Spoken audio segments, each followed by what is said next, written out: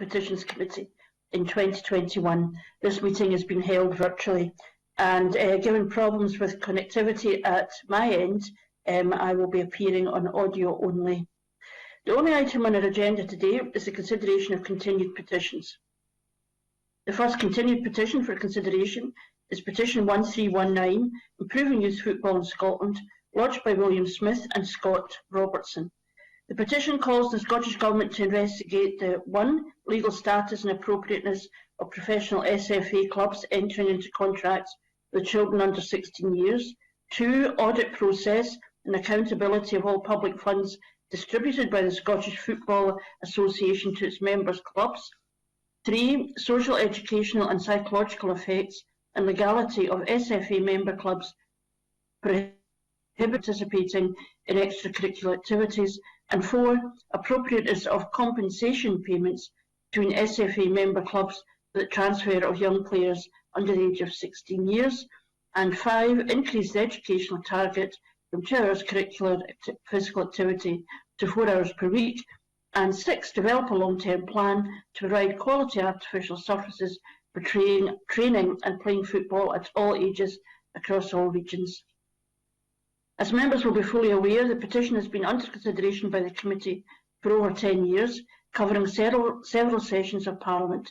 Our paper outlines how all of the actions called for in the petition have been considered and, in the majority of cases, concluded by earlier sessions of Parliament. The paper also refers to the publication of a report last June and the committee debate in the Chamber that took place in November. The debate was largely focused on the outstanding issues raised by this petition with regards to legal status and appropriateness of professional SFA clubs entering into contracts with children under 16 years and the appropriateness of compensation payments between SFA member clubs for the transfer of young players under the age of 16 years. During the debate, the Minister confirmed that Scottish Government officials are continuing to discuss the outstanding issues raised by the petition with stakeholders and intends to meet the Children's Commissioner's Office, the Scottish Football Association and the petitioners to consider the next steps. Indeed, the Minister reinforced the point during the debate that the petitioners, quote, are very much part of the ongoing discussion. Since our papers were published, we have received a written submission from the Children and Young People's Commissioner, Scotland. The submission states that the Commissioner remains committed to facilitating a meeting between the petitioners, the SFA and the Government, and outlines recent action his office has taken, including engaging directly with the SFA and writing to the chair of the FIFA Players Status Committee on the question of the reimbursement of training costs. This is obviously a petition that, as I've already said, has been going on a long time, has had marked success, and I would note, I think, that the debate itself in the Parliament really reflected that. I thought across the Chamber people took the outstanding issues, the remaining issues, very seriously, and I certainly was encouraged that the then Minister, made a commitment to the engagement with the petitioners as part of any going discussion. But I'll ask committee members for their views. First of all, Maurice Corrie. I think we've explored this very well over the last 10 years, as you've stated, Chair, and from the point of view of where we are now, I think really we need to close the petition under section Rule 15.7 of Standing Orders on the basis that the committee has considered all aspects of the petition in the sessions we've had and in significant detail over a period of 10 years covering several sessions of Parliament. And also the majority of actions on the petition have been considered and concluded in earlier sessions of the Parliament. And the Scottish Government has committed to liaising directly with the petitioners as well as the Scottish FA and the Children and Young People's Commissioner Scotland on the remaining outstanding issues with restrictions which will when restrictions will allow. So I think basically what we're saying here is the Scottish FA has confirmed that a working party has been established to review the registration rules in relation to 15, 16 and 17-year-olds. And in closing, I think that the committee could write to the current Minister of Public Health and Sport and Wellbeing, draw their attention to outstanding issues raised by the petitions, stressing the importance of engaging with the Children and Young People's Commissioner of Scotland, the Scottish FA and the petitioners at pace to address the outstanding issues raised by the petition, and also request that they provide an update to the Scottish Parliament Committee responsible for sport by the end of 2021 on the work that has been progressed. And again, write to the Scottish FA to request that they provide an update of its review of the registration in relation to 15 and 16, 17-year-olds the Scottish Parliament Committee, to the Scottish Parliament Committee responsible for sport by the end of 2021, and write to the current convener of the Health and Sport Committee to draw attention to the requests made to the Minister of Public Health, Sport and Wellbeing and Scottish FA for updates to be provided to their successor committee. And finally, write to the petitioners to ask them to note that they would be able to submit a new petition in the future specifically focused on the outstanding issues identified in this paper, such and should insufficient progress be made by the Scottish Government, the Scottish Football Association and the Children and Young Persons and Young People's Commission of Scotland, and therefore ensuring that all the recommendations in the report produced by this committee are in actual fact implemented. Thanks, Maurice. David Torrance. Thank you, Convener. As somebody who's been on the Public Petitions Committee for 7 years, I've followed this petition with interest, and I've got to agree with my colleague Maurice Corrie. Everything is mentioned there I think the committee should do, but also highlight that the petitioner has the right to come back to Parliament, a new Parliament, with a new petition if they are not happy with the measures that have been put in place and the commitments that have been put in place. So I'm quite happy to close the petition under Rule 15.7 of Standing Orders. Convener. Thank you. Tom Mason. Thank you, Convener. I agree with my colleagues that this petition has been running now for some 9 or 10 years, and almost all the elements have been carefully dealt with one by one. And there are a few limited outstanding ones, but a letter to the Minister and to summarise what's still outstanding will be a good idea. Therefore, I agree with my colleagues, close the petition, but write to the various bodies to outline what still has to be done. And also remind the petitioners that they can bring back a fresh petition should they require it later on. Thank you. Thank you. Gail Ross. Thank you, Convener. First of all, I feel quite nostalgic closing a petition that's been with the committee for so long. I've only dealt with it the past couple of years, but the passion and commitment of the petitioners has really come through, and what a shift they've put in. So I would like to start by thanking them for all their work and dedication to see the petition get where it has actually got now. It's absolutely right to say that a number of the points have been addressed, and I do think that if they felt the need to come back with a more specific petition, and we know that we don't need to wait a year for that, we can do that after, or they can do that after the election exactly has been said, if they feel that there are points that still need to be addressed. And there obviously are points that still need to be addressed, and you could see that with the amount of people and the passion and the feeling that they spoke with in the debate as well. It's a cross-party issue. It touches so many people's lives. So, and I know that the new Minister for Public Health, Sport and Wellbeing is over the whole of the subject in the petition, and she's very keen to meet with the petitioners and the Commissioner and the SFA to try and move things forward. So, I think that we can close this particular petition under Rule 5.7 of Standing Orders. I do agree with all of the points that have been suggested, right into everyone involved, also the Health and Sport Committee and to the petitioners, but to end on a thank you again for bringing this forward, and a congratulations on getting it this far. Thank you. Great, thank you very much. I think there's a general agreement that this phase of the petition is completed. So there's a number of things that have been settled, agreed over, as I said already, in earlier sessions of the Parliament. There are outstanding issues, which is around registration, and the review that the SFA agreed to take. I guess the concern that the petitioners may have is that having got this far, having got an agreement that's going to be coming together of under the work of the Children's Commissioner with the SFA, with the Scottish Government, with the petitioners, the anxiety would be, having got past this moment, it then just runs back into the sand again. I think I would be reassured by the fact that the petitioners could come back focused on where is the review going, what has been done, and holding people account through that if it's not done elsewhere.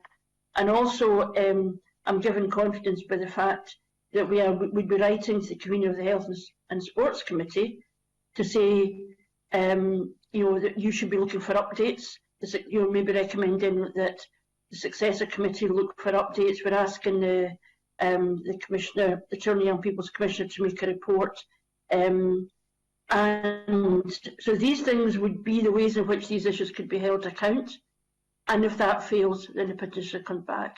But I think clearly the concern has been in the past that people make commitments and just hope for the best that this will go away.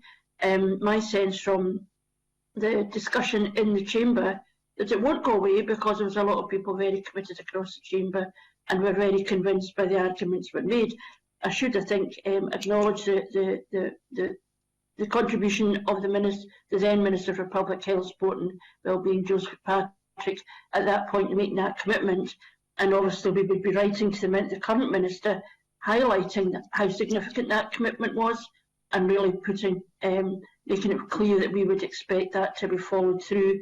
And I have absolutely no doubt, given the indomitable spirit of the petitioners, that if there's any sense that people are drifting from it, that they will bring a petition back. And I think it's something that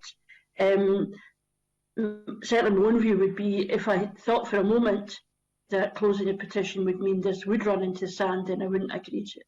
I don't think anybody in the committee would sanction that, because I think we've all been very engaged with issues around the protection of young people, safeguarding, not treating them as just simply bits of business for football clubs. And the fact that the Children and Young People's Commissioner is now engaged with it, I think is actually quite important in that regard. So I think it would be fair to say we are agreeing to close the petition, with the caveats of the writing to the Minister of Public Health, to the SFA, to the convener of the Health and Sports Committee, and underlining to the petitioners that they can, of course, bring a new petition in the new term of the Parliament, should they so wish. And in doing so, I think we would want to thank them very much for their time, energy, commitment, passion, determination, the resolution not to let this go. And I think that they can be pleased with progress thus far, but we recognise the significant progress still to be made. So I think that is agreed. And if so, can we move on to the next continued petition on our agenda, which is petition 1637, ship-to-ship oil transfers and Trustport accountability, lodged by Greg Fullerton on behalf of Cromarty Rising. The petition calls on the Scottish Government to ensure that environmental legislation in Scotland is sufficient to prevent ship-to-ship transfers of crude oil in environmentally sensitive locations, such as the Inner Moray Firth, and to enhance the accountability of Trustport boards to their stakeholders. The petition was last considered by the committee on 12 November 2020. At that meeting, the committee took evidence from the Minister for Energy, Connectivity and the Islands. Since then, we have received follow-up correspondence from the Minister, 4 submissions from the Port of Cromarty Firth, and 2 submissions from the petitioner. These are summarised in our clerk's note. Since our papers were published, Kate Forbes MSP has submitted a written submission which has been circulated to us by the clerks. And I wonder, have members have comments or suggestions for action? And this time I'm going to start with David Torrance.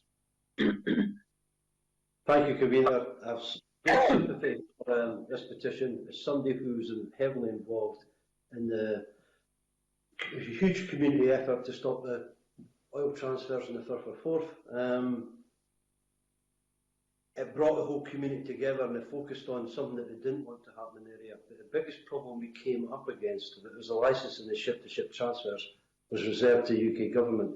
And with this, I believe that the committee does not have the remit to intervene in relationship to a specific application in the Cromarty Firth.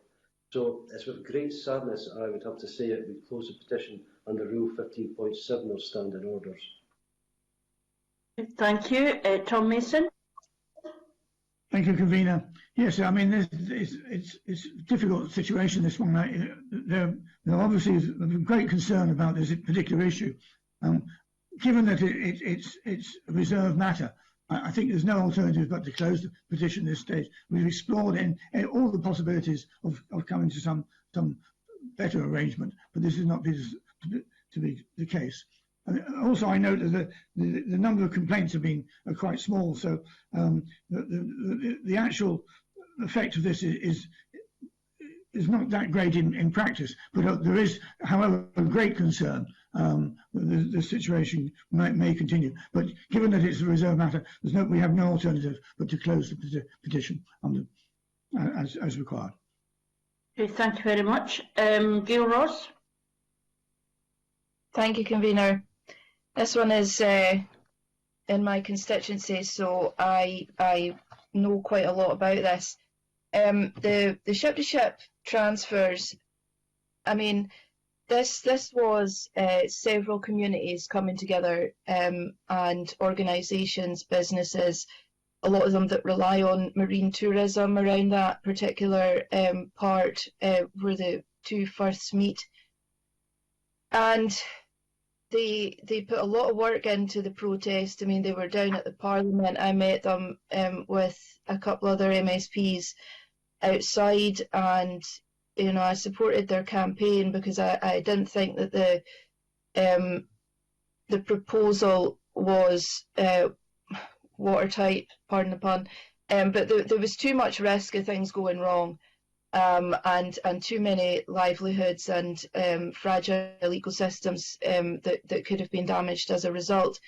And even though the legislation for the ship-to-ship oil transfers is reserved, I do believe that at least Marine Scotland would have been consulted as part of the consultation.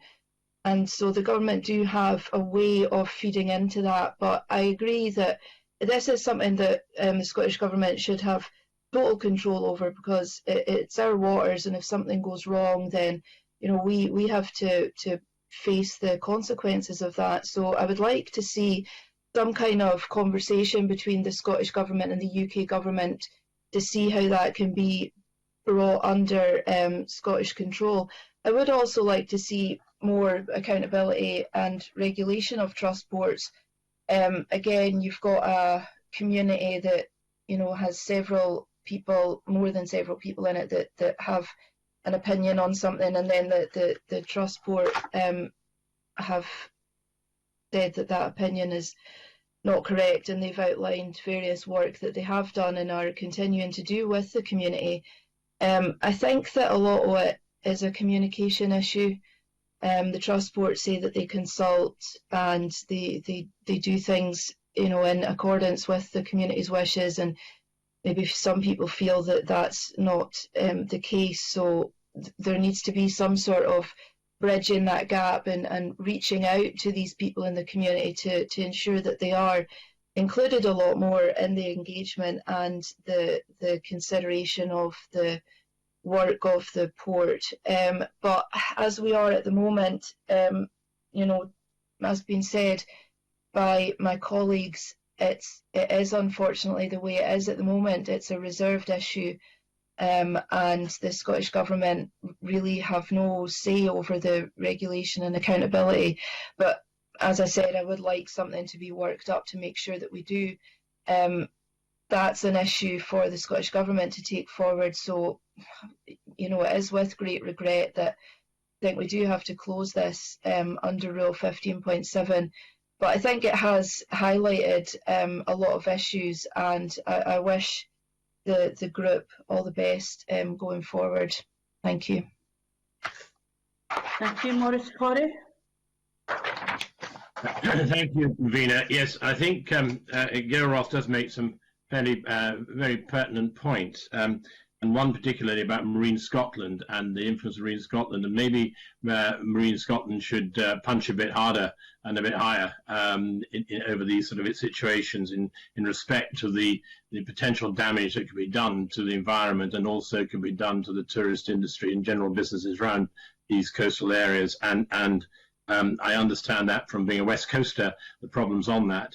But as it stands at the moment, we have really no option other than to close the petition. And I agree with my other colleagues as well, under 15.7 standing orders, on the basis it is it is a reserved matter to UK government. But nevertheless, I think dialogue could be continued between the two governments, how we can get a reasonable outcome to this in the future.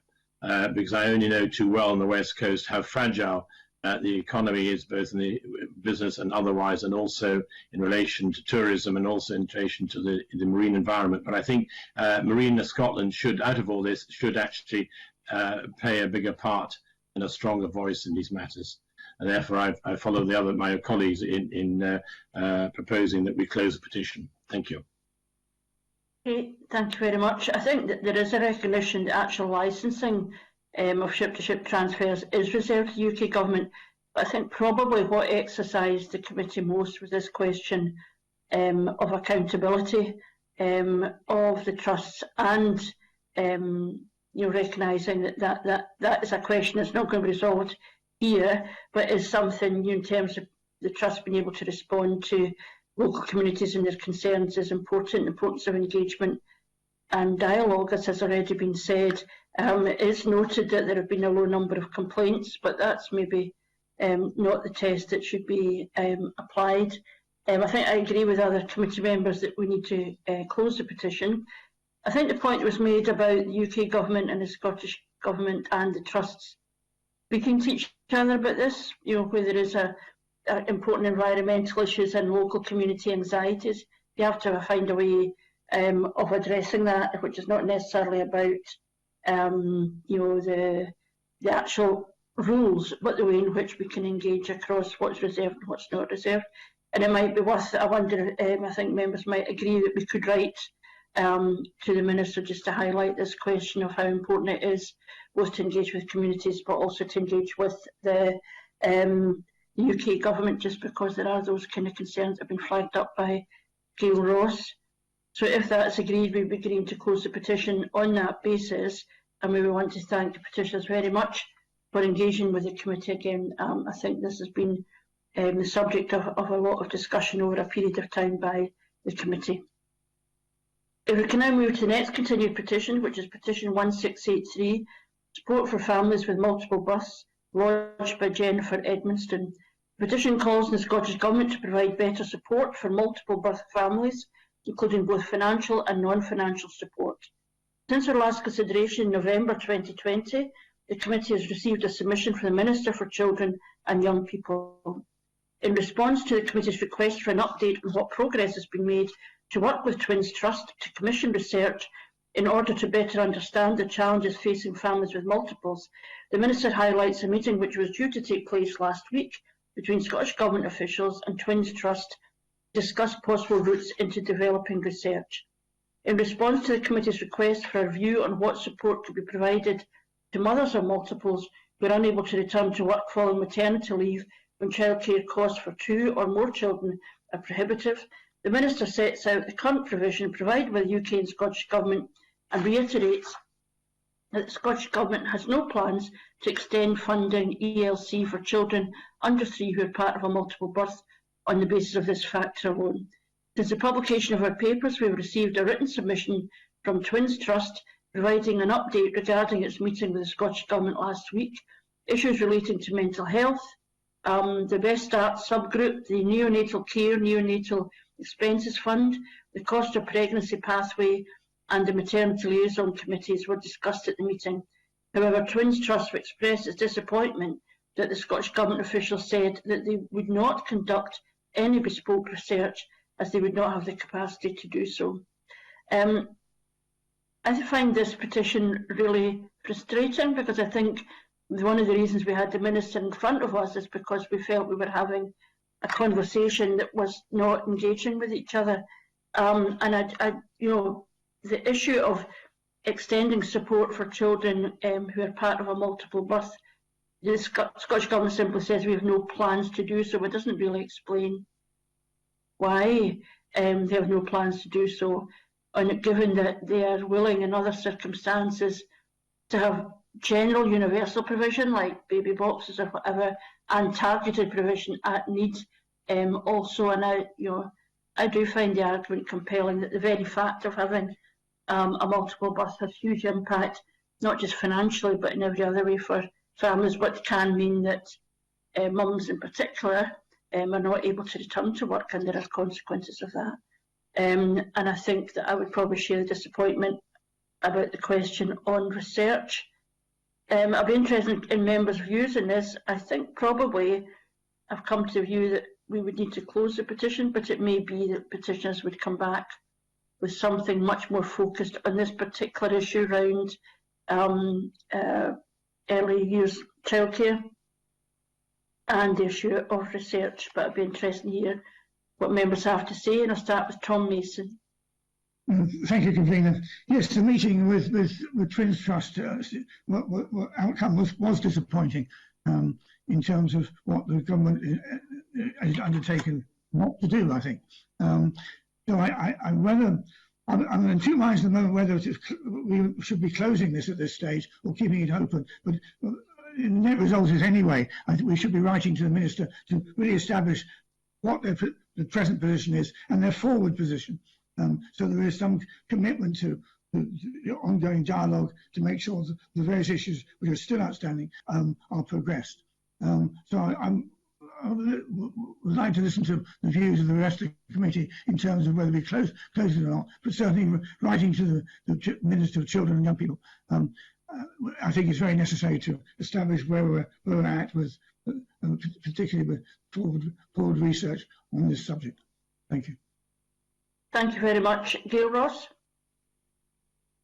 Thanks, Convener. I would really like to see some research to kind of level out numbers to see just how much more it really does cost to have twins or triplets or more, because I think people would be quite shocked at the amount extra that has to be spent. And as we know, one of the main costs that parents encounter is childcare.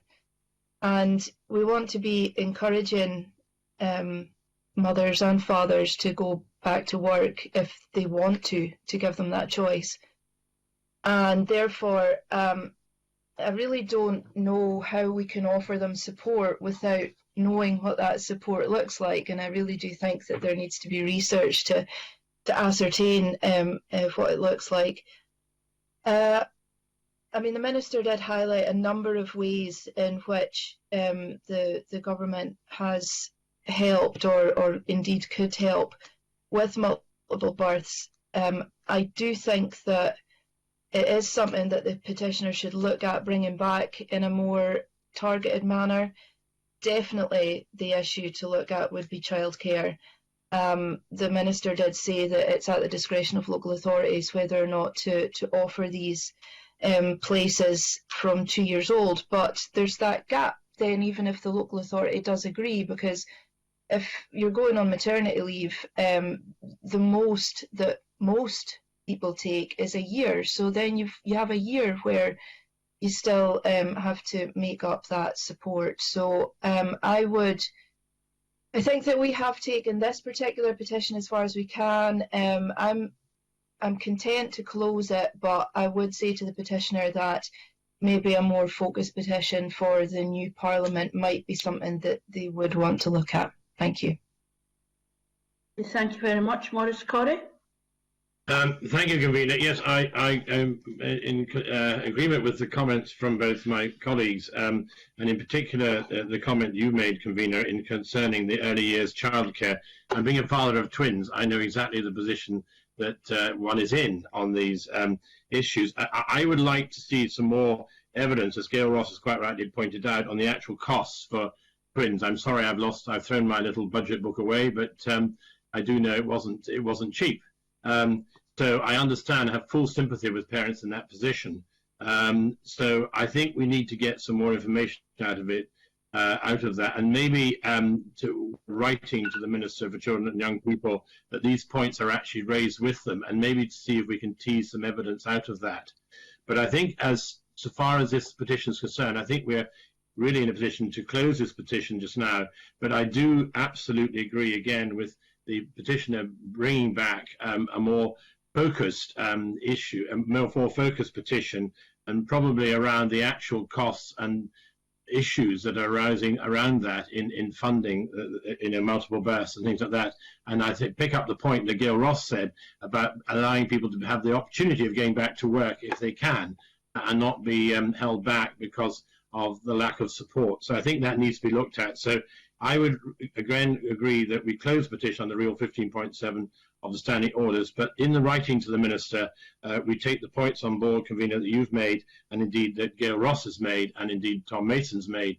And I think overall we agree that some more evidence is needed on the costs, and also encourage the petitioner to come back with a more focused petition in the next session. But I thank her for the work she's done, and I have full sympathy with her over it. Thank you.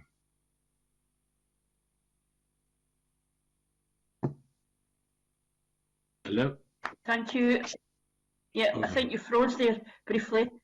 But thanks, Maurice. David Torrance? Thank you, Convener. I agree with all actions recommended by my colleagues on the committee, and I'm happy to close the petition under Rule 15.7 of Standing Orders. Thank you. Okay, thank you very much. I mean, I'll be interested in Tom's view. He can maybe just indicate, but I think there's a general consensus. There's an issue here. We want to see more research. We really want a justification of the Scottish Government on why they wouldn't simply offer more support to multiples, although we are recognising that there are policies which certainly address the support for low-income families. And I think we share the frustration of the Twins Trust that there hasn't been a commitment to research.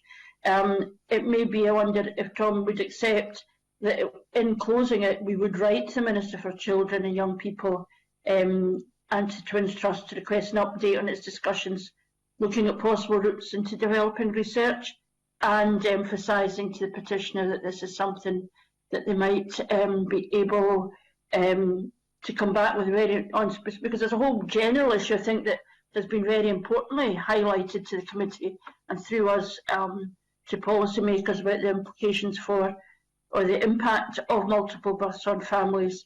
But it might be that that having done that, there's a very specific thing that they would want the Petitions Committee to look at further.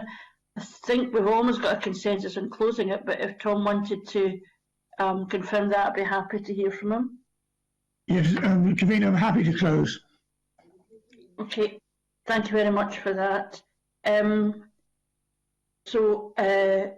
You know, in writing, we would obviously be recognising they wouldn't be writing back to us as a committee since we've closed the petition, but we would be emphasising the importance of these issues, and that would help the petitioner if they did return with a petition in the future. So we'd want to close the petition under Rule 15.7 of Standing Orders, and underline our gratitude to the petitioner for the work that's been done so far in highlighting an area that probably not enough people think about, that actually what a huge impact it can have on families, and their expectations and plans for the future.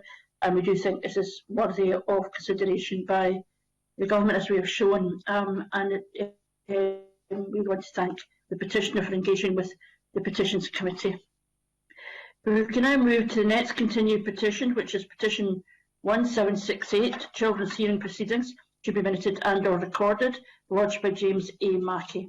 The petition calls on the Scottish Government to ensure that all proceedings in a children's hearing are minuted or recorded. This petition was last considered in September 2020, when the committee agreed to write to the Scottish Government to seek its view on a suggestion that there may be scope to establish a way of recording the key points resulting from a children's hearing without this impeding on the intended informal and participative nature of these meetings.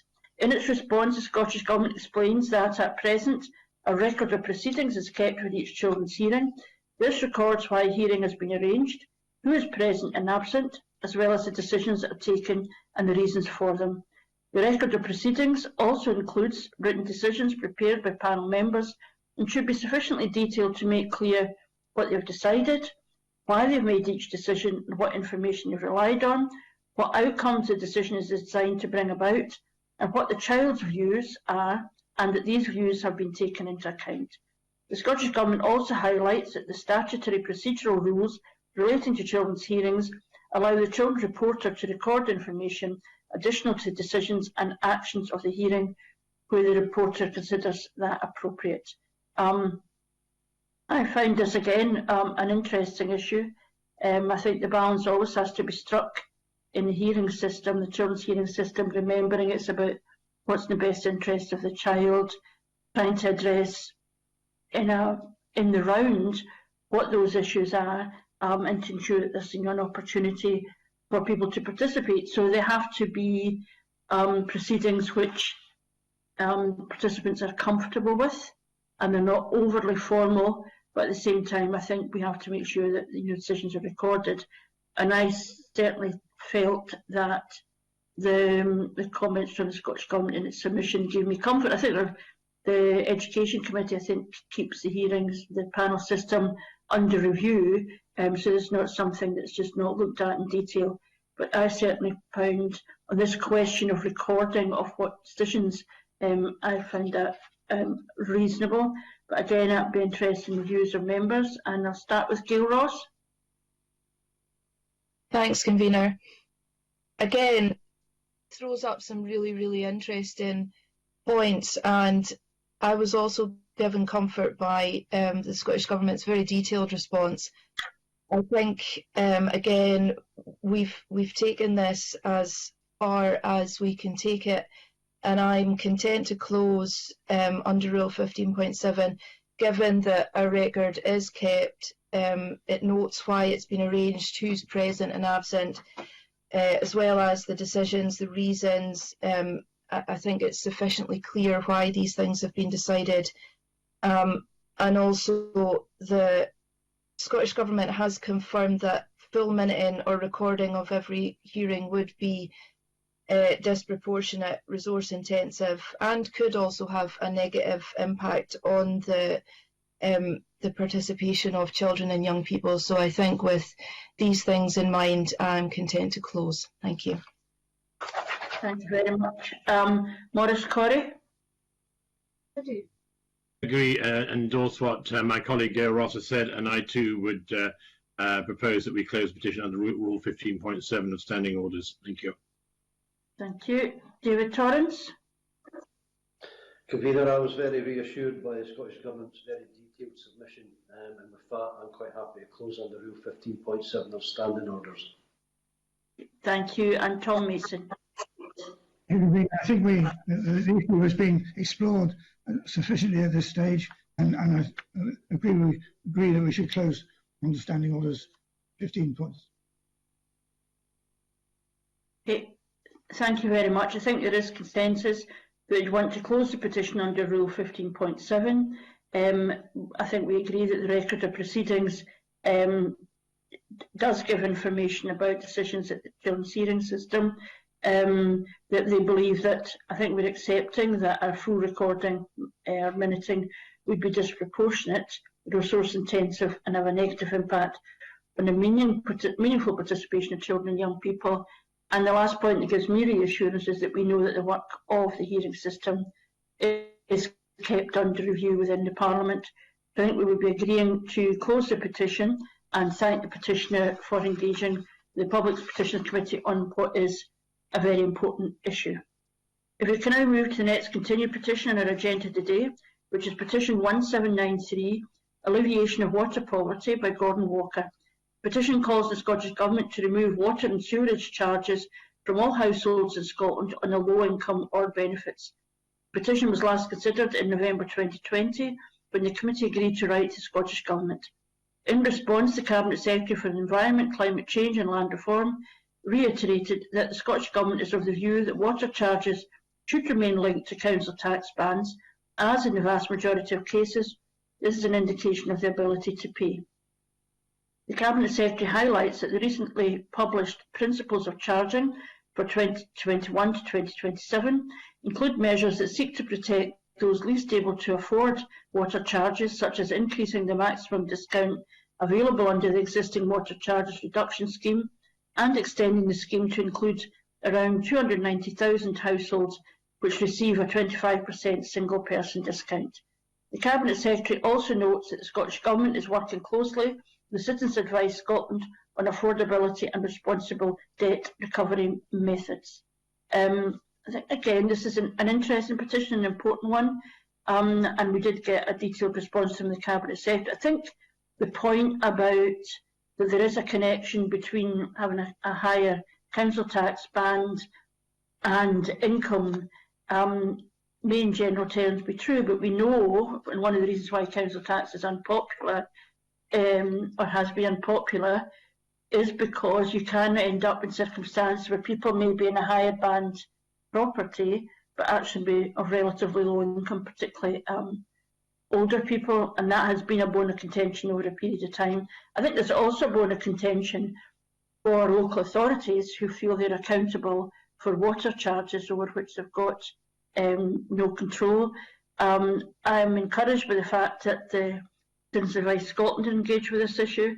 A lot of the issues around this won't be resolved until we find a way of funding local government in a way that people find satisfactory, and then address the whole question of water charges separately. But I do think that we've probably, as a petitions committee, this is, we have had a good look at this, that these issues I am absolutely confident will be ongoing. Local government committee, Citizens Advice Scotland and so on, and various groups, I think, will not let this go. But I feel for the time being, this is not necessarily something that we could take any further, and I am reassured that the Scottish Government is working closely with Citizens Advice Scotland on these matters. But I'll call Maurice Corey. Thank you, Gavina. Yes, I endorse all the comments that you've actually made very succinctly. And I think we have taken this petition as far as we can, but I do commend the petitioner's efforts in drawing it to our attention. This is something that has been going on for some time, and having been a councillor myself, I know this is raised frequently. But one thing to say is, if any citizen in this country has got any issue in their local authority over any matter, and say in the case of this to do with council tax or indeed water charges in that, or housing benefit, they have a right to go to the council and on a special terms basis, and there's no reason why they cannot do that if they have a particular reason for doing so. But in the meantime, I think we have to close I recommend we close the petition under 15.7 of the standing orders. And as I say, the water charges are linked to the council tax banding of the house occupied. There is an issue, of course, where you've got a higher tax band and a single person living in that house, maybe because that's where they've always lived and they're continuing to be in the community. As I say, the Scottish Government, I know, is working closely with the Citizen Advice Scotland on affordability, and they continue the discussion. And of course, there is this principle of charging for 2021-27, basically ongoing, which is in process at the moment, and also looking to extend discounts to around more than 290,000 households that could receive that do receive 25% single person discount. So there are factors in place, and I think we've done all we can with this. But as I say, and I'm confident that the Scottish Government is doing what it can about it. It's working with Citizen Advice Scotland, and therefore I would propose that we close the petition under 15.7, convener. Thank you. David Torrance. Thank you, convener. Like you, convener, I'm glad that the Scottish Government is working with Citizens Advice Scotland, but also key to me is discount is increasing from 25% to 35%, which will include that 290,000 households. So I'm quite happy to close the petition under Rule 15.7 of Standing Orders. Thank you. Tom Mason. Thank you, convener. Yes, I agree with my colleagues. The linking of water charges to the council tax bands is always going to be an issue, and some of these issues will not be resolved satisfactorily until the new local taxation system is worked through. But getting consensus on that is going to be increasingly difficult. So I think, as I agree with my colleagues, closing this petition on standing orders 15.7, I think is appropriate at this stage, because there's not much more we can do at the moment. Thank you. Thank you very much. I think you're right to say there's going to be a challenge in building a consensus on local taxation, since it's been with us since the beginning of the Parliament. But Gail Ross? Thank you, Convener. Agree with the points that yourself and my committee colleagues have made. Agree with the course of action and have nothing more to add. Thank you. Okay, thank you very much for that. So I think that we're agreeing to close the petition on Rule 15.7 of standing orders. We're recognising the number of issues that are involved. We note the increase in the discount. The most important, I think we'd want to underline that we do think the Scottish Government must continue to work closely with Citizens Advice Scotland on the question of affordability and responsible debt recovery methods. And I think that in any discussions around local taxation has been highlighted by Tom Mason and others. It is important to take into account this whole question of water charges as well, given how important that is. But we would want to agree to close the petition and thank the petitioner for engaging with the committee in the way they've done. We can then move on to the next continued petition for consideration, which is petition 1801, Retained Powers of Economic and Industrial Intervention, lodged by Vincent Mills on behalf of Radical Options for Scotland and Europe. The petition calls on the Scottish Government to negotiate with the UK Government to ensure that in any future EU withdrawal agreement, Scotland retains the power to provide state aid to workplaces threatened with closure, take public utilities such as rail, bus and power fully back into public ownership, and require public sector contractors to recognise trade unions and collective bargaining wages. Since the last consideration of this petition in November 2020, we have received submissions from the Scottish Government, the UK Minister for Small Business, Consumers and Labour Markets, the Finance and Constitution Committee and the petitioner. These submissions are summarised in our meeting papers, which highlight that the EU Future Relationship Act 2020 and the Internal Market Act 2020 have now both been passed by the UK Parliament. The petitioner believes that the passing of this legislation underlines the concerns that the petition sought to highlight and accepts that the scope of the Scottish Parliament to challenge the UK-EU Trade and Cooperation Agreement, on which the EU Future Relationship Act 2020 is based, is limited. I think this is an interesting petition, and it highlights a lot of important issues around, for me, the whole question of state aid, subsidy, the potential for where government intervenes, not only that they can say, you know, we want these to be brought into public sector, but that you can have the whole question of the importance of the role of trade unions, collective bargaining, setting down basic standards around employment rights and so on. But I do feel that these issues will continue to be important as the new relationship between the UK and the European Union unfolds. I think the question for us outside Europe is the extent to which we are willing and able to use subsidy, state aid, in order to intervene in the economy, and I'm sure we'll not agree as a committee on the extent of what that should look like, but I think it will be a conversation that Scotland will need to have in the future, because we will no longer be able to say, as been said in the past, well, we can't do anything because European rules don't allow that. I suspect that we have probably taken this petition as far as we can, and certainly I think that is, given that the bill has now been passed, but we do recognise that people have engaged, including the UK Minister, who did respond to our request. But I'm going to ask for comments from members, and I'll start with David Torrance. Thank you, Convener.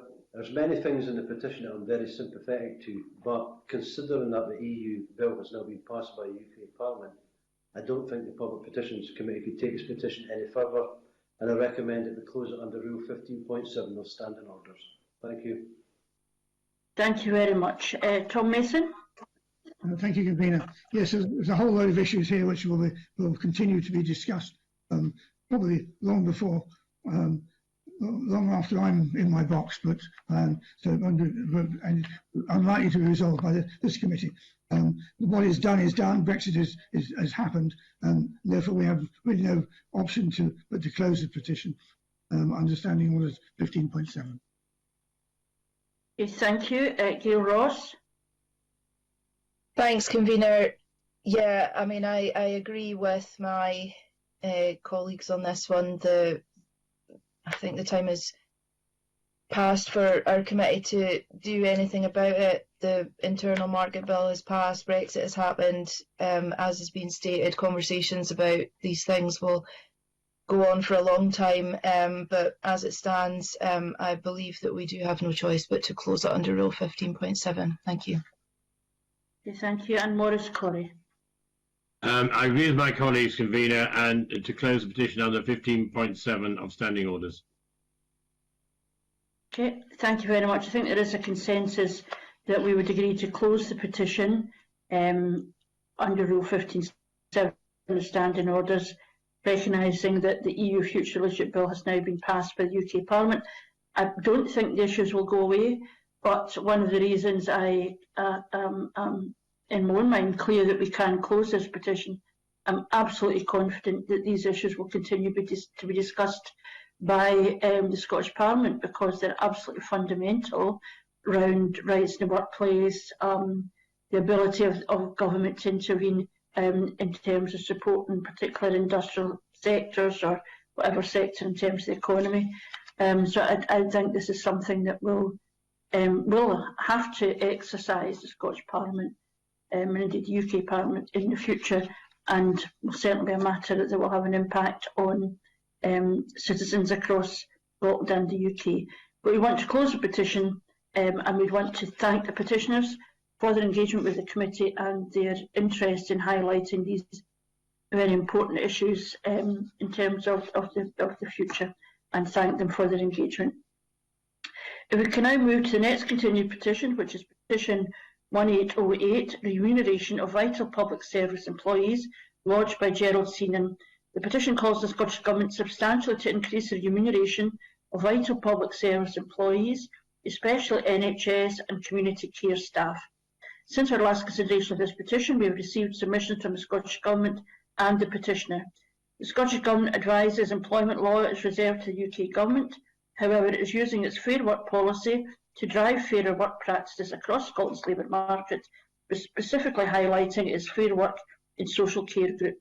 The submission also highlights the work of the Independent Review of Adult Social Care, which is due to report by the end of this month.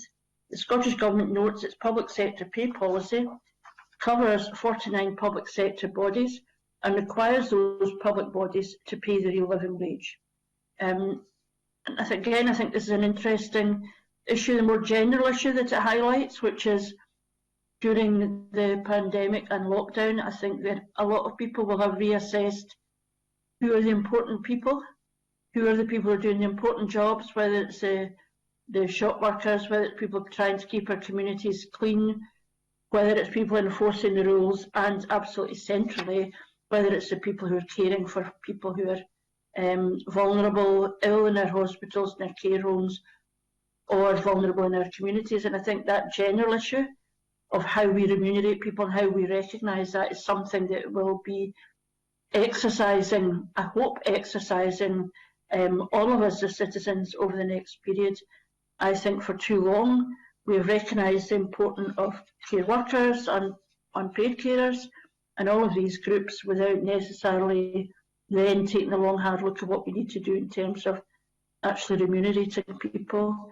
But nevertheless, I think while those general points are important and we would hope they'd be at the forefront of government mind, the actual negotiation in terms of conditions will of course be for the public sector, voluntary sector, local government, third sector organisations, employers and their employees, normally via the trade unions, and I think that work will be ongoing.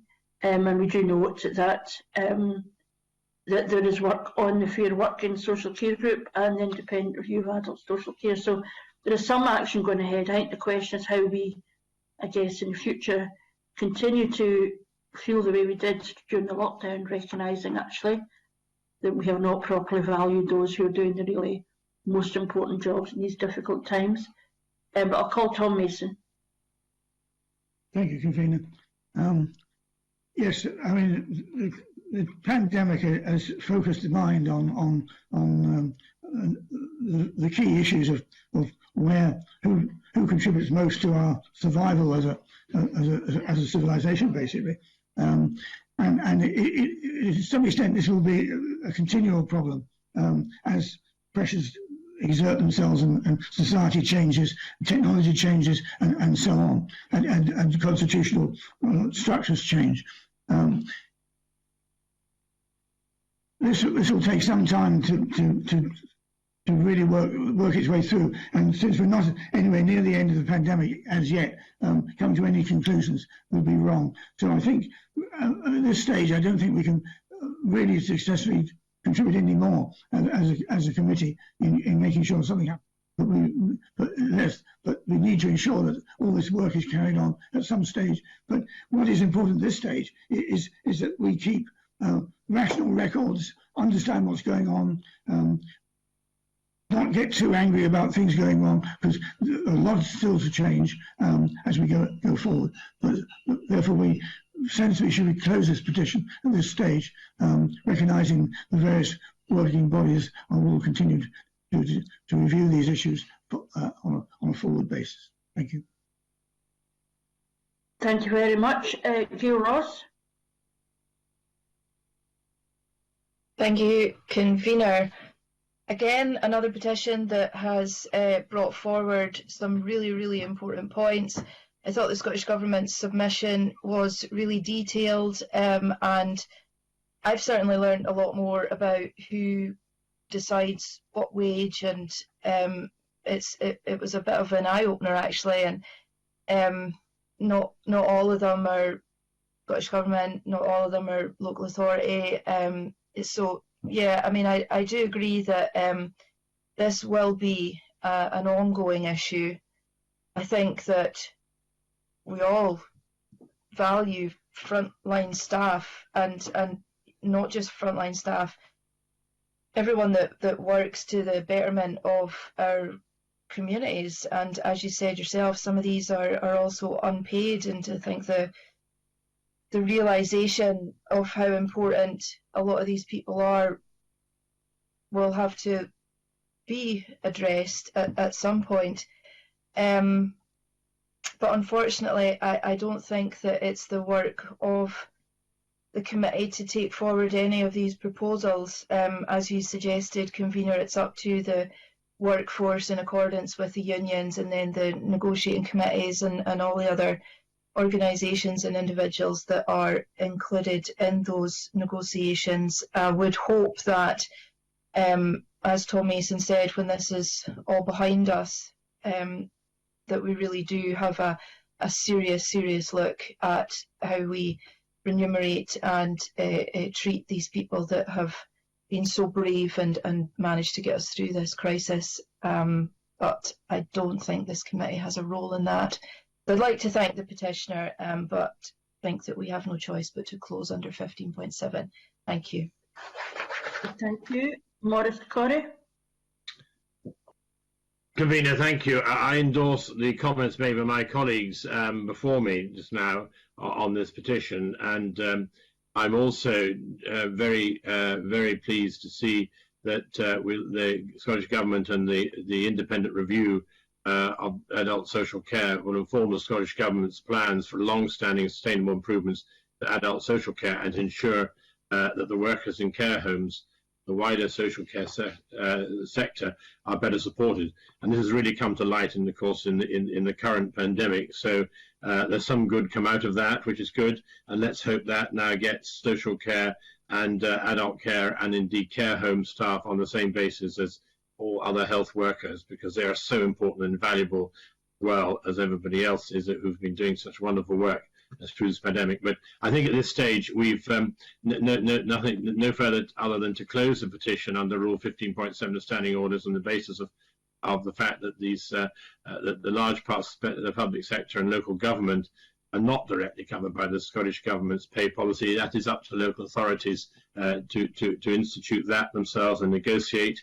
And also I've referred to the current ongoing work of the Fair Work and Social Care Group and the independent review of adult social care by the Scottish Government. So I am minded now to recommend we close the petition under 15.7 of standing orders. Thank you. Thank you. David Torrance.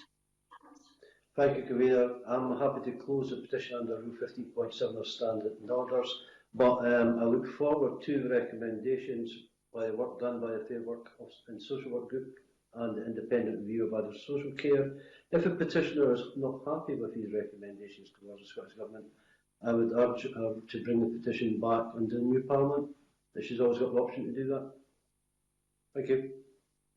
Thank you very much. I think that last point is an important one in the sense that the new Parliament will be the Parliament that will have to recover from COVID and from the pandemic, and there will be, I am absolutely confident that this will be part of that discussion. I think if we thought the only place that this was going to be discussed was in the Public Petitions Committee, we would be more reluctant to close, but I'm absolutely confident that it will have to be part of that future conversation. I would say that the one point I would add is that while a lot of the actual negotiation around pay in local government and the third sector and so on is not determined by the Scottish Government, it is shaped by Scottish Government policy and decision making around budgets that they afford to local government, because we know that some cost savings by local government are driven out into the third sector and the private sector because the local authorities themselves feel under pressure financially. But that is again a conversation that I have absolutely every confidence will continue. But I think we would underline the central message that I took from the petition was that there is a significant number of people through the pandemic who have been under phenomenal pressure, and that not just in the health service but much further beyond that, there are people whose really critical work in this field should be reflected in the remuneration they have for their work. But we'd want to thank the petitioner for being engaged with the Public Petitions Committee, and that, again, as David Torrance mentioned, should they feel that this is not progressed in the new Parliament, there's an opportunity to bring back a petition at a later stage. We want to thank them for their engagement with the committee. If we can now move to the next continued petition, which is petition 1811, Independent Sports Ombudsman, lodged by Ken White. This petition calls on the Scottish Government to establish an independent sports ombudsman to provide a duty of care to all participants, coaches, officials, support staff, volunteers and clubs, ensuring all are treated fairly and without prejudice, and review and arbitrate on disputes with Scottish governing bodies. The committee has received a response from the Scottish Sports Association and the petitioner. The SSA states that SGBs are independent organisations, most of which are companies limited by guarantee and accountable to their members.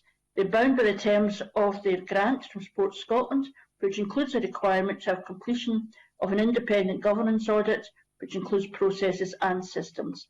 The submission also explains that any disputes in sport where a final arbitration is required through an independent and expert body already exists through sports resolutions, although notes concerns regarding the costs involved in using this model for every dispute raised. In closing, the SSA states that the Sports Scotland appeals process remains a template that some SGBs use, and it would be happy to contribute to any review to ensure the application of best practice. In his submission, the petitioner questions how policies and procedures are applied consistently and transparently across SGBs, given his experience with his own.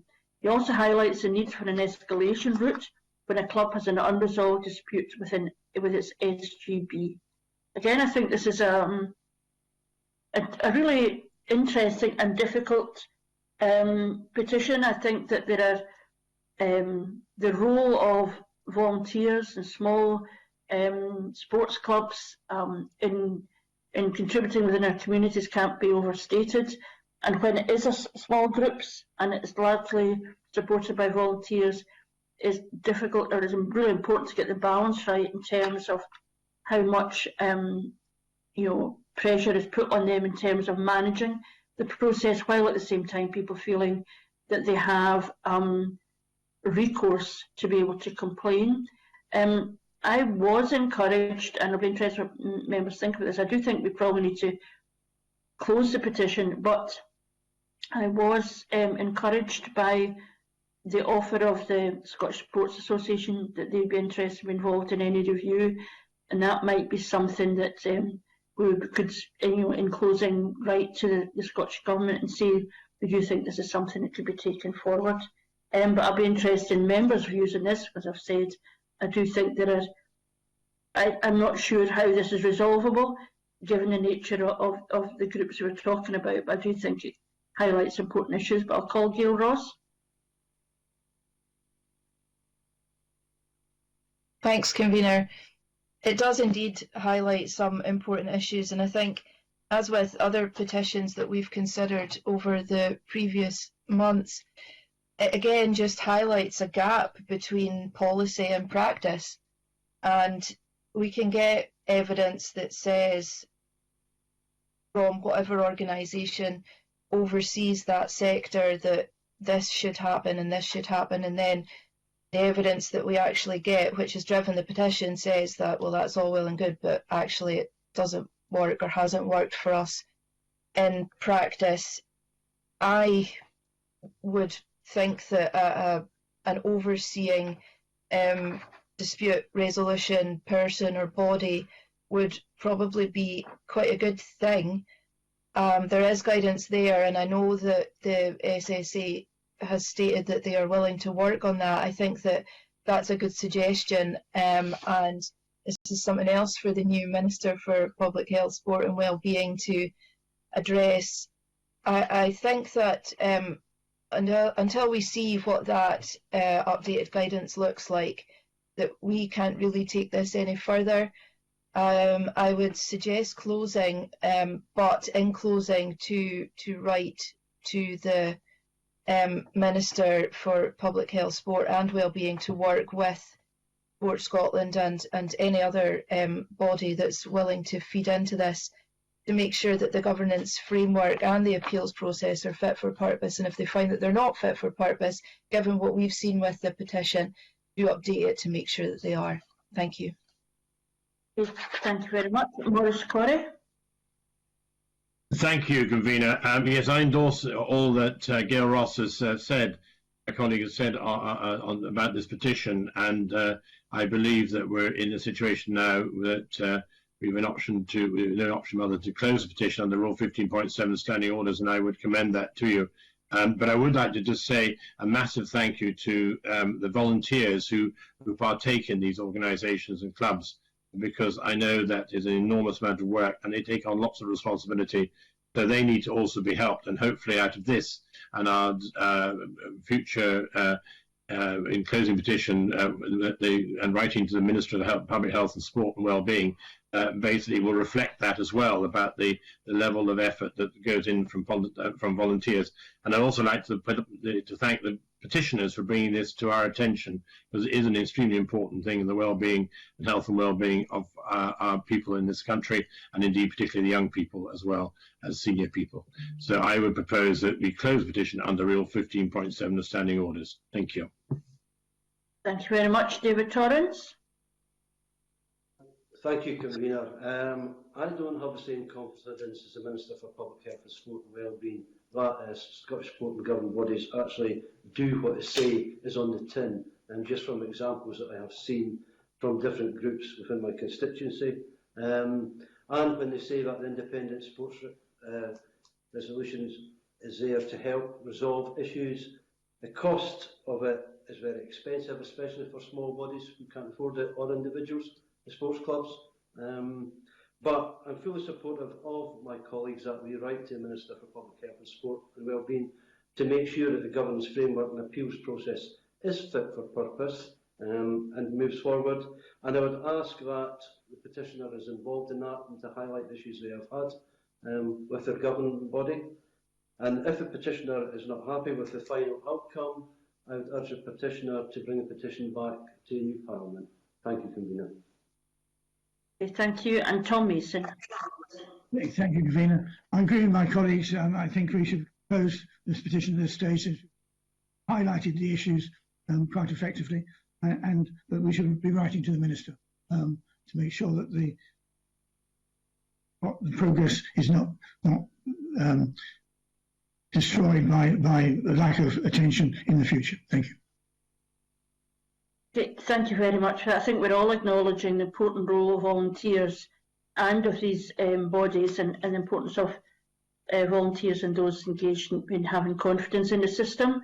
But I think we are agreeing to close the petition, but they would want to write to the Minister for Public Health, Sport and Wellbeing to say that, you know, this suggestion from that they could be working with the Sport Scotland on the SGB governance framework, and indeed that the SSA has offered to support that. And I think the point made by David Torrance that we would hope that they would engage with the petitioner when they're taking this work forward, and indeed other groups who will clearly have a view on how this dilemma could be resolved. We're agreeing therefore to close the petition and want to thank the petitioner very much for highlighting these issues, understand or recognise the degree of frustration that they have about the gap between what theoretically is supposed to be happening and their direct experience of it, but do hope that that these matters can be taken forward by the next Parliament. If we can now move to the next continued petition for consideration, which is petition 1812, Protect Scotland's Remaining Ancient Native and Semi-Native Woodlands and Woodland Floors, lodged by Audrey Baird and Fiona Baker on behalf of Help Trees, Help Us. The petition calls on the Scottish Government to deliver world-leading legislation giving Scotland's remaining fragments of ancient native and semi-native woodlands and woodland floors full legal protection before COP26, the UN Climate Change Conference of the Parties in Glasgow in November 2021. Responses have been received from Nature Scott, Scottish Land and Estates, Heads of Planning Scotland and the petitioner. A further submission has been received since our papers were circulated from the Woodland Trust. We have also received a large number of responses from supporters of the petition. The points raised are numerous and varied and are covered in our committee paper. In summary, all respondents believe that some further statutory protection or improvement of existing law is required for the protection of woodlands in Scotland. And I'd be interested in the views of members of how we can take this forward, and I'll start with Maurice Corey. Thank you, Convener. Yeah, a very important petition this is. In fact, Audrey Baird and the petitioners and Fiona Baker are good constituents of mine, and also do a lot of hard work in this field in the environment. And I think Help Trees, Help Us is a very significant title for this. And I think thinking towards the end of this year of COP26, it is a very appropriate petition that's come before us today. I would certainly recommend to the committee that we continue to keep this petition open, and that we write to the Scottish Government to seek its views, given all the correspondence we've had and respondents who have said to us that they believe that further statutory protection or improvement of existing laws is required for the protection of woodlands in Scotland. And the specific issues that we as a committee need to bear in mind and are very significant is the Scottish Land and Estates point that the Scottish Biodiversity Strategy target requires 60% of native woodland are in a satisfactory condition by 2020. So a lot of work to be done on that, and ask also the Scottish Government whether it met that target. So we need to know that, and if not, how it tends to do so. Also, the points laid out in the submission by Nature Scott's points on the Pacifics where woodland is poorly protected, and whether the Native Woodland Survey of Scotland could more accurately map woodland. Also, the support of the inclusion of protection of woodland in the forthcoming NFPF 4 from the John Muir Trust and the Heads of Planning Scotland, which is significant, and the opportunity presented by the new relationship with the EU to increase the protection of ancient woodlands in line with the action taken by the EU, and whether existing legislation could be improved in the context of the relationship and the work carried out as raised by the Strathclyde Centre of Environmental Law and Governance. But what this is emphasising to the committee is that there's a lot of people who are very interested in here. We've had a phenomenal amount of response and very supportive of the actions that and the petition that the two petitioners have put forward. And I would commend to the committee that we continue this petition and write accordingly to the Scottish Government in the lines that I've already laid before you. Thank you, Convener. Thank you very much. David Torrance. Thank you, Convener. I agree with my colleague that we should write to the Scottish Government to get its views on the points raised by Scottish Land Estates, NatureScope and John Muir Trust and Strathclyde Centre for Environmental Law and Governance. And I agree we also should keep this petition open. Thank you, Convener. Thank you very much. Tom Mason. Yes, this is a very important area, and Scotland is in a unique position to demonstrate to the world what can be done in terms of forestry and the ecosystem that we have available in Scotland. Therefore, we must keep this open and need to write to the Scottish Government to make sure the various issues are addressed and progressed, and make sure that the issues are maintained live as we go forward. Particularly important as we change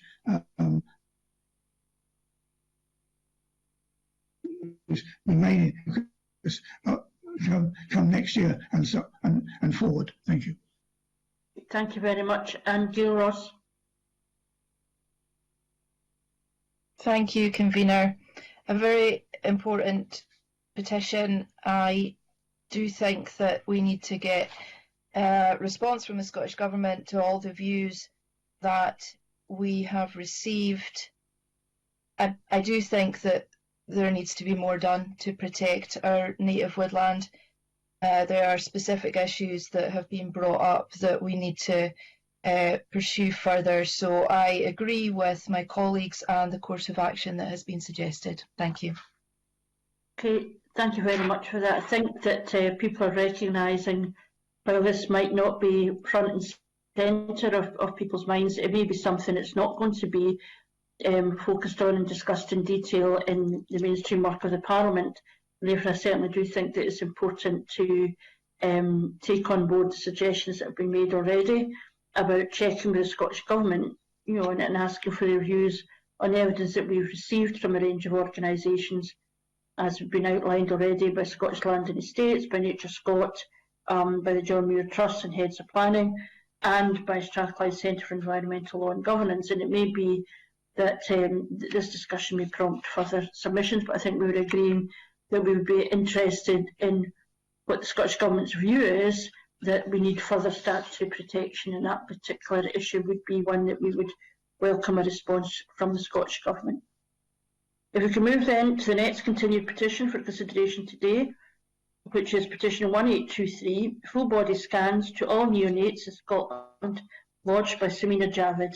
The petition calls on the Scottish Government to offer full body scans to all neonates in Scotland with the aim of detecting, and it's to be hoped treating, rare and hidden conditions.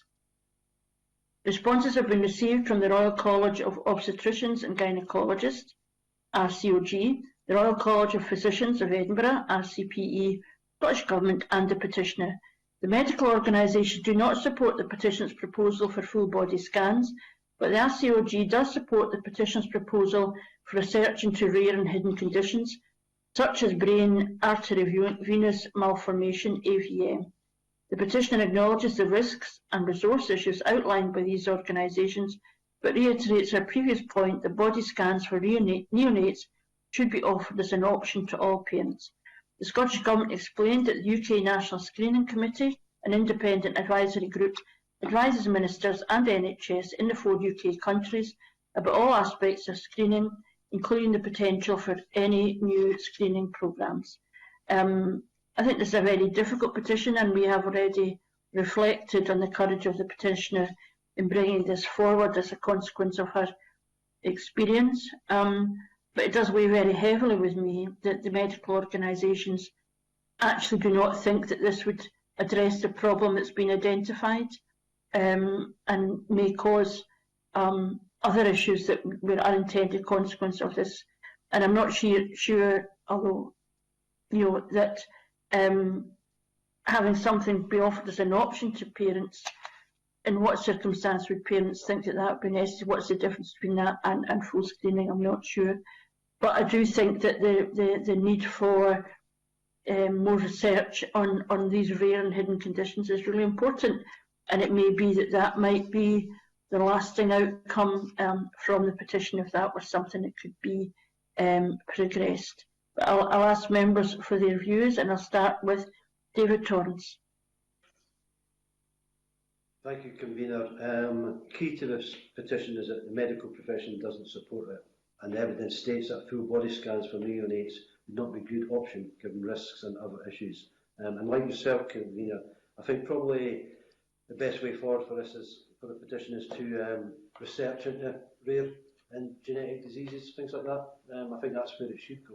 So I'm happy to close the petition under Rule 15.7 of Standard Orders on the basis that the medical profession doesn't support the petition. Okay, thank you. And Tom Mason. Yes, obviously the medical profession, well, not obviously, but the medical profession has very concerned in terms of keeping the balance, and the assumption that general scanning of for any disease is beneficial. Obviously, the medical profession believes that is not the case, and there are some high risks which might result.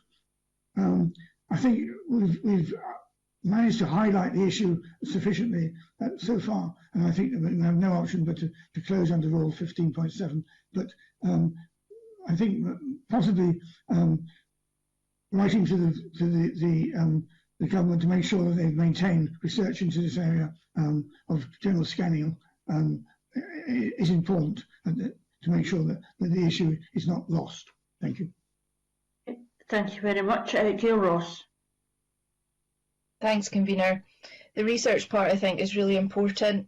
I do go or take into account the evidence from the clinical experts and the medical profession that are saying that the course of action asked for in the petition is not the way to go, and they do make the suggestion about the research side. So I'd agree that to write to the Scottish Government to ask them to make sure that this research is conducted would be a good course of action. But given the evidence that we have back from the medical profession, I think that we have no choice but to close under this petition under Rule 15.7. There is something that I mentioned in our papers. I think it's the petitioner that mentions it, of new technology, a cap that can be used for babies, and it would be interesting to see if that was progressed as well. Could well be part of the research that's being done. So just to thank the petitioner again, a very difficult situation for them, but to close under 15.7. Thank you. Thank you. Maurice Corrie. Thank you, Convener. Yes, thank you, Convener. I thank the petitioner for their petition has brought to our attention this issue, but based on the medical professional evidence that we've received, I think really we have no other alternative than to close the petition under Rule 15.7 of Standing Orders. And I agree with my colleagues on all the points that have been made, and writing to the Scottish Government and to the petitioner in accordance with what we've discussed just now. So I would move that we close the petition at this stage. Thank you. Okay, thank you very much. I think there is agreement that we would close the petition really on the basis that there does not seem to be evidence that this would be a good option in medical terms, given risks and other issues. But we do think there should be research, and we would be writing to the Scottish Government in that regard, into rare and hidden conditions. But as also has been suggested, we write to the petitioner suggesting that she puts forward evidence as described by the RCPE to the UK National Screening Committee to recommend implementing screening for neonates for AVM. So it would be something that at least they would have information on. But I think we are agreed that we'd want to close the petition. And as has already been said, thank the petitioner for engaging with the Public Petition Committee and highlighting what will obviously be something that is a rare condition but has huge impact on those families that have experience of it, and we want to thank her for engaging with us and taking this issue forward. If we can now move to the next petition, which is support for first-time buyers in areas with higher house inflation. The next continued petition for consideration is petition 1827, support for first-time buyers in areas with higher house inflation, submitted by Chloe Bird. The petition calls on the Scottish Government to increase the Help to Buy threshold to £250,000 and to extend the deadline of the First Home Fund. The committee has received a response from the Minister for Local Government, Housing and Planning in response to its questions from our meeting of 25th November 2020. The petitioner was invited to respond but has not responded to date. And I wonder if the views of members, I think this is an interesting issue, the extent to which we support people in the way in which economic change means that the purpose of the policy of the Scottish Government or whoever is effective. And it does talk about, there is no doubt that in some areas house prices have gone up post-lockdown, simply because I think there was a backlog of people actually being able to move, but that may change again, we don't know. But I'm interested in members' views. I'll start with Tom Mason. Thank you, Convener. First-time buyers and getting young people onto the housing market has been and always has, and I think will continue to be an issue. There is undoubtedly a continual and increasing expectation that the housing should be provided. And although, I mean, I of the age where I can recall back where staying on parents' house up to quite old age was quite common. So I was sort of, in some ways, quite envious of the situation. However, the situation is as it is. And I think, however, that the petitioner has managed to achieve quite a bit of what they asked for, in as much as the fund has been, the First Home Fund has been extended, and also that the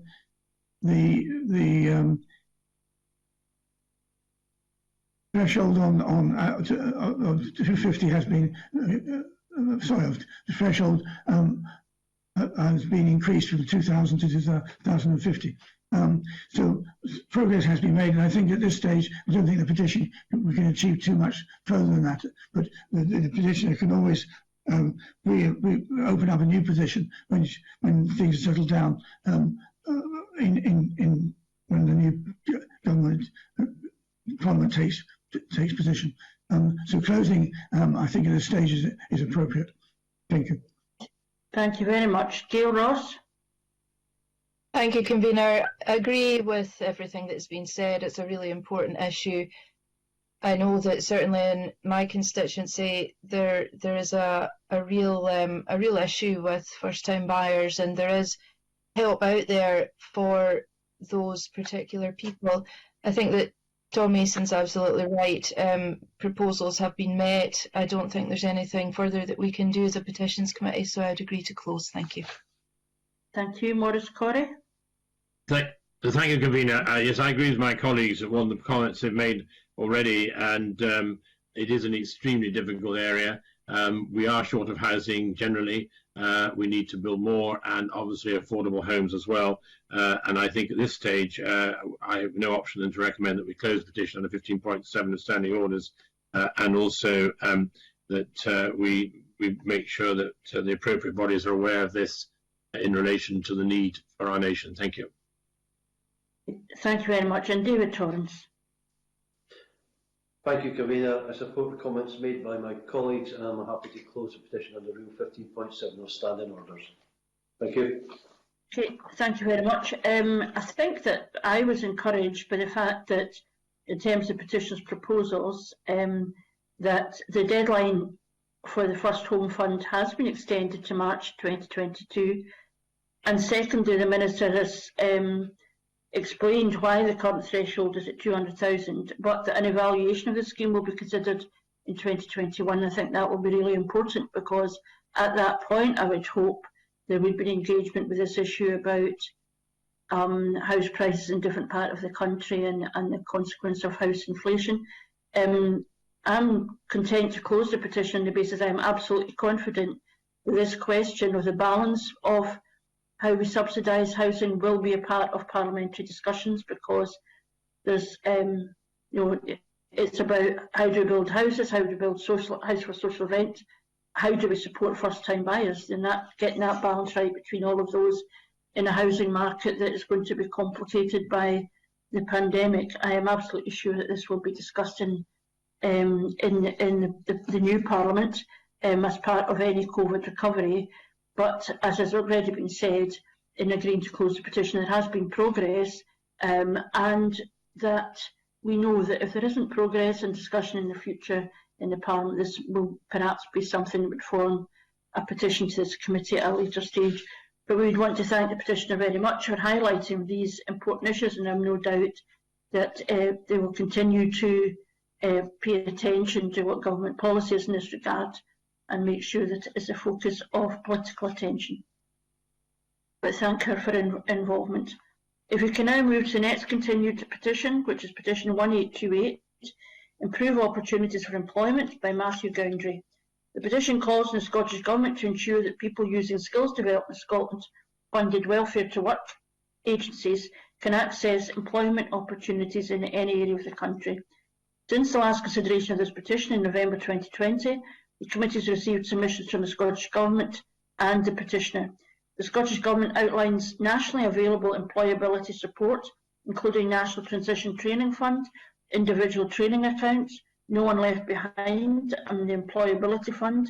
Also notes support which is targeted at young people, such as the Young Persons Guarantee and Community Jobs Scotland.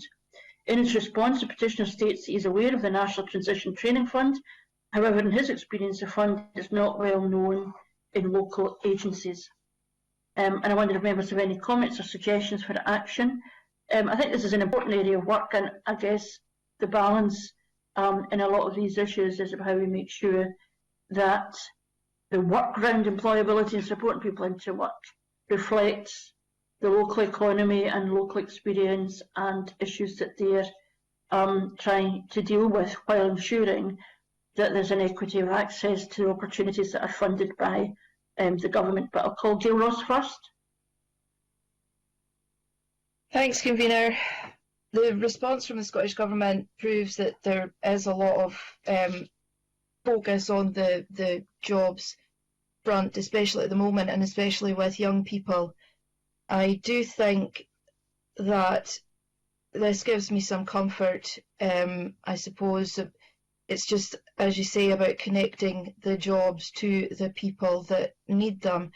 And I do agree that if there is a fund that is not well known about, then more should be done to make sure that young people are being able to access the right help and support, and any funding that is available. I mean, it's essential, especially in the times that we find ourselves just now. I'm content that there is a lot of ways in which people can be assisted in finding the job that suits them or the job that's available for them. I would say that as a petitions committee, I'm not sure that we can now take this any further, but if we were to close it under Rule 15.7, I would want to write to the Minister to highlight the concerns that especially the National Transition Training Fund is not well known, and to encourage the Scottish Government to look at how it promotes this and other employability schemes in the future. But on that note, I think we should close. Thank you. Thank you very much. Maurice Corrie. Convener, thank you. Yes, I endorse all the points that my colleague Gail Ross has made, but in particular drawing the attention to the National Transition Training Fund. Absolutely not well known. I've had people ask me that question before in my constituency and region, and I think the Scottish Government needs to consider getting this promoted much better. The communications are not good on that. And many years ago, I experienced a similar situation myself, and why we were not getting support for jobs that were out with the area. And this was one of the things that the government of those days did bring in a different way, but through local authorities. So absolutely full sympathy with the petitioner. I thank them for bringing that forward. It's a very important point, and also commend the work that Skills Development Scotland do. It's a very, very important area if we're going to take things forward. But absolutely right, get the message out on the National Transition Fund. This is important. And therefore, I would therefore say we've no more we can really do with the petition other than to recommend to close it under 15.7 of Standing Orders. Thank you very much. David Torrance? Thank you, Convener. I totally agree with everything my colleagues have said, especially around the National Transition Training Fund, and I'm happy to close the petition under Rule 15.7 of Standing Orders. Thank you. Thank you. And Tom Mason? Thank you, Convener. I agree with my colleagues. The issue of skills development and employment is vitally important, particularly as we go forward post COVID-19. If there are funds available, it's the onus is on government to make sure they are fully implemented or used up.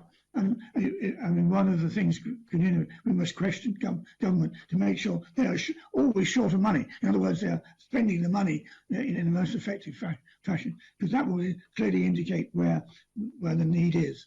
And therefore, on closing this petition, I think writing to the Minister to make sure that happens and the right publicity and the right information is available to potential users is absolutely important.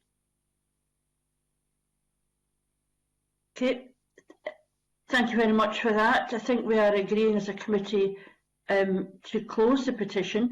I think we do recognise just how important this work is at this particular time. It's always been important, but even more so now, since we really have no proper awareness yet, I think, of the scale of the levels of potential unemployment, the importance of people being supported into different work, and people knowing about what they're entitled to, so that we don't just have government announcing things, make money available, and then actually not having an impact on the ground in terms of people's lives, because I think we're living through very anxious times. So I think there's been an important opportunity to highlight these issues and making sure there's an equity of access and so on, and how that is all delivered.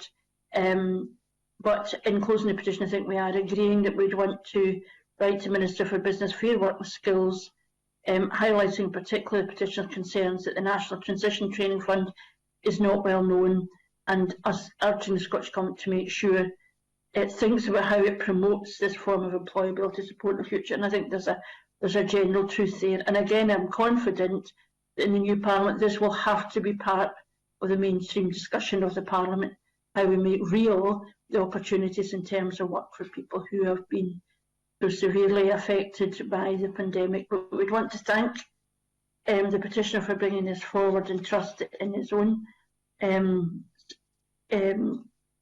looking for work and so on, that he may have already done so, but has access to good opportunities and opportunities that he is able to draw on, and thank him for engaging with the committee. If the final continued petition on our agenda today is petition 1829, allow a designated visitor into intensive care wards, lodged by Tracy Phillips. Petition calls the Scottish Government to allow a designated carer or family member into intensive care wards to visit, support and care for their loved ones. Since our last consideration of this at a meeting in November, we've received a written submission from the Scottish Government's National Clinical Director and the petitioner. The National Clinical Director states that guidance has been reviewed in conjunction with Health Protection Scotland and Public Health Scotland, and aligns with policies and recommendations in terms of infection prevention and control. The guidance has been written to allow clinicians the flexibility to exercise their judgment with regards to the patient needs.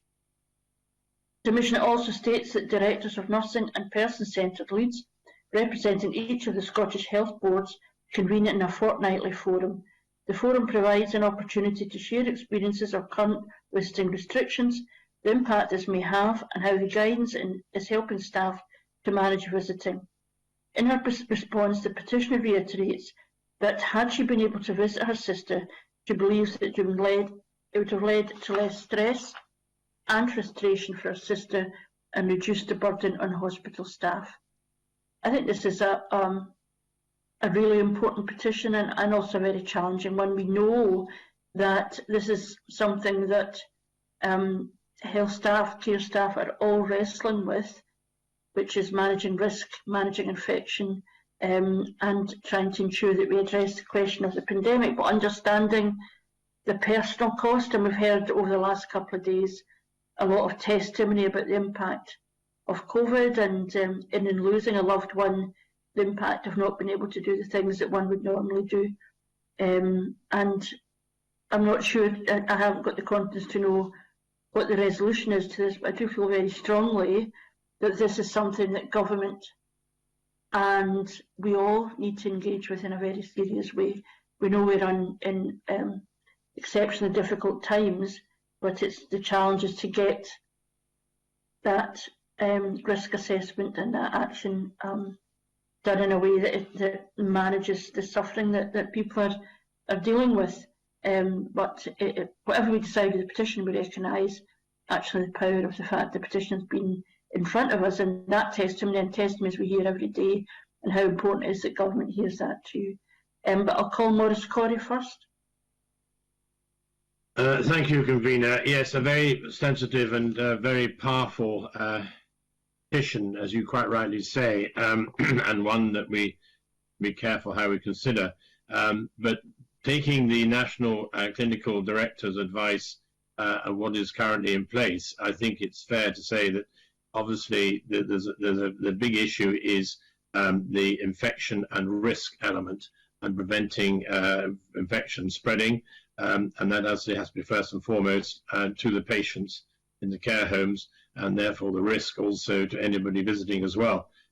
So I think that I'm happy in the sense of his statement to us, but also I appreciate the petitioner's responses and also her questions in the petition, and feel for her very strongly about this, because we are denied this issue, that we are denied the normality of our loved ones when they come to the end of life situation in these rather very, very difficult circumstances in care homes or hospitals. So I think at this stage, in relation to the guidance that's been given to the health boards, and they're in place in hospitals, which are regularly reviewed, and the clinicians having the flexibility to apply their clinical judgment in the application of the guidance, and also the best practice across health boards is regularly chaired through directors of nursing and person-centred Leeds Forum, and also that they're taking into consideration of individual cases and the circumstances. I think I'm satisfied to close this very, very important and very, very sensitive petition under Rule 15.7 of Standing Orders, notwithstanding the points we've made, and indeed the advice given by the National Clinical Director to protect both patients and visitors to care homes and hospitals. Thank you. Thank you. David Torrance. Thank you, Convener. I agree with my colleague, and key to this was a submission by a National Clinical Director, a very good explanation of how hospitals and clinicians have the flexibility, and especially clinicians have flexibility to apply a clinical judgment, application and guidance, and for patients' needs. And that's key to this, I think. So, like my colleague, I'm happy to close the petition under Rule 15.7 of Standing Orders. Okay, thank you. Tom Mason. Thank you, Convener. Yes, this is a very sensitive issue, and one that has to be handled very carefully. What we don't want is a heavy hand of regulation in this, and I think the way that it has been handled in terms of providing guidance after real consideration, I think is the way forward, to allow each situation to be assessed on its merits, to make sure that there is no practice which really flies in the face of keeping the right balance between clinical care and the role and need of the family surrounding a patient. I think the committee has done all it can at this stage, and therefore closing will be appropriate, bearing in mind that it will always be kept under review. Thank you. Thank you very much. And Gail Ross. Thanks, Convener. As has been said, it's a very emotional and really difficult subject to broach, and the personal circumstances in which a lot of people find themselves at the moment, a lot of families find themselves, is absolutely heartbreaking. And it's really difficult for the clinicians involved to find that balance between their patients, their staff, and the families. And I think that it's right to give them guidance, but to also give them the flexibility to apply their clinical judgment. I'm satisfied that everything is being done to try and bridge that gap between patients, sometimes extremely unwell patients, and the families that want to be with them. And I would say that we've probably taken this as far as we can, but to just thank the petitioner under the circumstances. It was a very, very brave to speak out, but to close under Rule 15.7. Thank you.